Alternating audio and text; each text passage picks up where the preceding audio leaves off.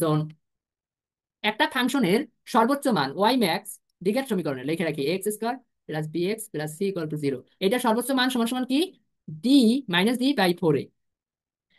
আর সর্বনিম্ন মান Y mini সমান সমান কখন মাইনাস ডি ফোর এ।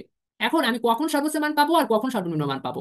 যখন এর মানটা জিরো অপেক্ষা ছোট, অর্থাৎ এ ইকুয়াল টু পজিটিভ মান দিতে আছে, এর মানটা যখন পজিটিভ তখন আমি সর্বোচ্চ মান পাবো।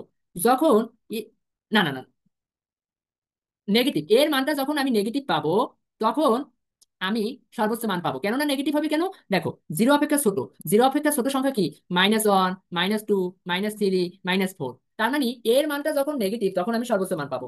আর যখন জিরো অপেক্ষা এ বড় তখন আমি সর্বনিম্ন মান পাবো। তার মানে কি এ পজিটিভ মান দিতে আছে। জিরো অপেক্ষা বড় সংখ্যাগুলো কি 1, 2, 3, 4 এগুলো হতে পারে। এখন এই ডি কি? ডি হচ্ছে আমার একটা ফাংশনের নিশ্চয়ক। সেটা কি? ডি সমান সমান P square minus four A C. ঠিক আছে, এইভাবে আমরা একটা ফাংশন আদর্শ দ্বিঘাত সমীকরণের সর্বোচ্চ এবং সর্বনিম্ন মান বের করতে পারি। আল্লাহ হাফেজ। নেক্সট অন্য কোনো দিন অন্য কোনো টপিক নিয়ে দেখা হবে ইনশাআল্লাহ। সেই পর্যন্ত সবাই ভালো থাকুন।